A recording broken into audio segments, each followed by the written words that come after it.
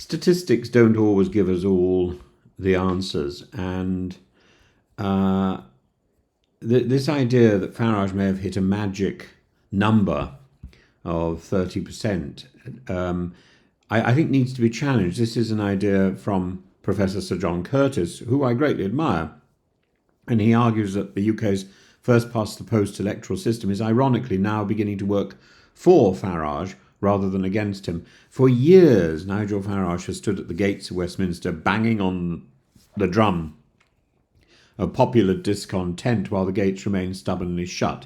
7 failed parliamentary bids, 1 MP briefly elected in 2015, and countless votes squandered by the first-past-the-post system that seemed almost designed to exclude him. But something fundamental may have shifted in British politics this week, and Farage may finally have stumbled upon what I think Curtis calls, or certainly I will call, the magic statistic. I don't think he does call it that. I will call it that. A magic statistic, the tipping point at which vote share starts to explode into seat share. Now, according to Professor Sir John Curtis, our nation's undisputed political guru, who like me was caught on the same Russian TV program, and we both had our voices dubbed with rubbish. Sir John Curtis, he thinks the recent local election result reflects a broader disillusion with both Labour and the Conservatives. Well, that's clear. Fewer than half of voters now support either of the two main parties, and that seems to be borne out in the evidence of this vote. Lowish turnout, and it's not a national election, so things are slightly skewed here. Curtis argues, however, that this fractioning of the vote signals a systemic shake-up, but he remains cautious, as indeed he should. Reform, he says, is already a winner by standing so many candidates and gaining visibility, but he stops short of predicting any structural breakthrough. In his reading, Farage is still swimming against the electoral tide. And I think he's saying, well, he's being very kind, but he's saying it's too early to call. And I would go further. I beg to differ with even that summary. What if we're not seeing? What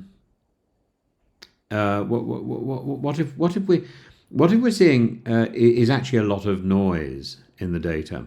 What if we're actually witnessing the breaching of an electoral dam, at least in theory, but not in practice? In council after council, Doncaster, Durham, Kent, Derbyshire and more, Reform has hovered just above 30% of the vote and reaped massive gains in seats.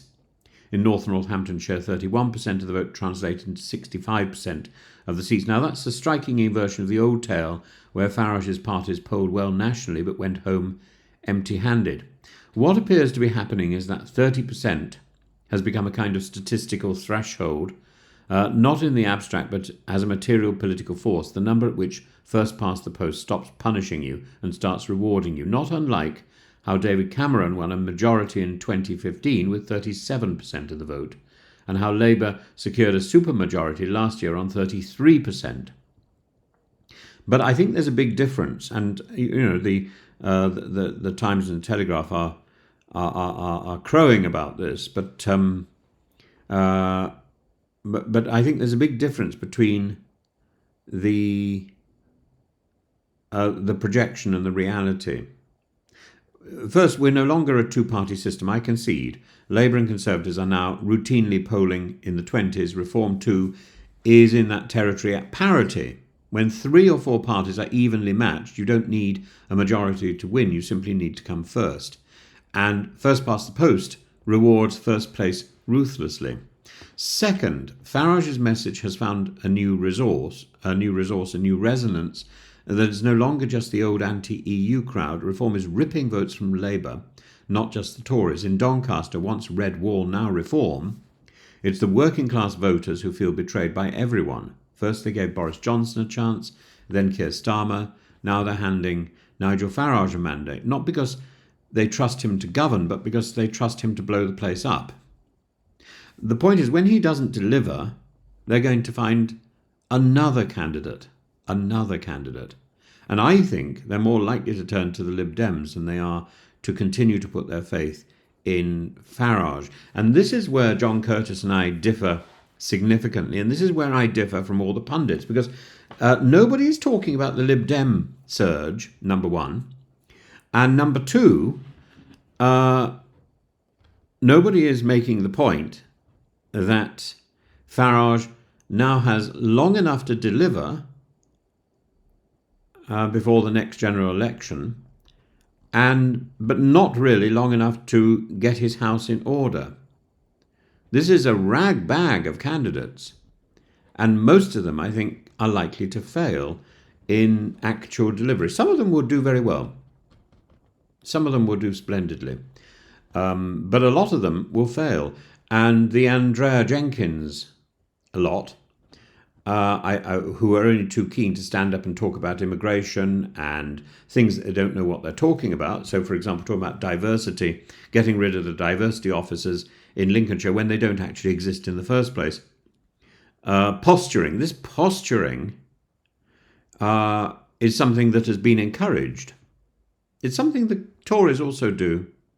And it's a form of political laziness, and it needs to stop. But I don't think Farage will be able to rein these people in.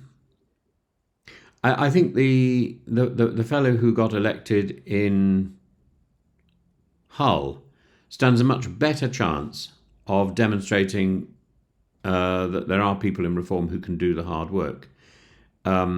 He's somebody who will learn new tricks. He's already demonstrated this on Dancing on Ice.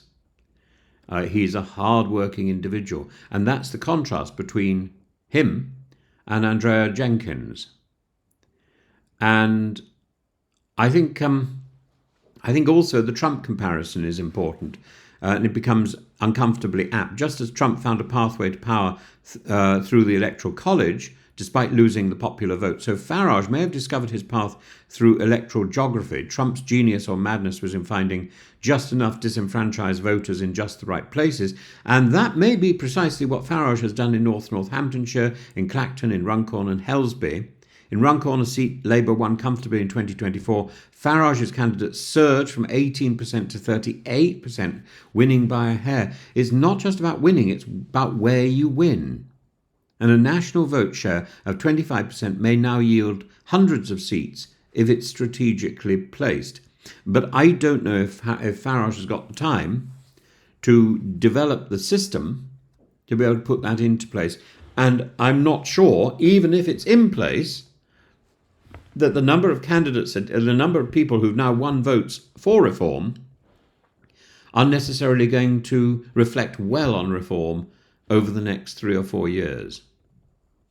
So why does all this matter? Because the entire logic of British politics rests on the assumption that first past the post protects us from insurgency, that we are too stable, too rule-bound, too polite for populism. But what if the very system designed to suppress insurgency is now accelerating them? That's the position put forward by the Times and Telegraph and fueled by John Curtis. If Farage can poll in the high 20s nationally, he doesn't just pose a threat to a few red wall seats. He could decimate both major parties' electoral maps, and he doesn't need 50% of the vote. He may not even need 35%. In a fragmented landscape, 30% is the new majority. So Professor Curtis might be right to caution against reading too much into by-elections and local results, and I agree with him. But in politics, momentum matters more than mathematics. Voters smell change, reform's organisational strength is growing, and the idea that they can win, once fanciful, is now on the table. So yes, I believe Farage has hit his magic number. It's not the majority, it's not the centre ground, it's the first place in a race with too many runners at the moment. But that could all change in a matter of years, and he's now set up a challenge for himself to demonstrate to the electorate that his people can actually do the job that they've set out to do, that they've been elected to do. And I think many of them are going to fail. If they're in the mould of Andrea Jenkins, they will crash. If they're in the mould of Luke Thingamy, they may well succeed. and it's a matter of seeing which form these new Reform UK councillors will take. It's only a matter. It's a matter of testing. Now, maybe this is foolish. Maybe Farage has peaked too soon. Or maybe the real question that we should be asking is whether the system can stop him.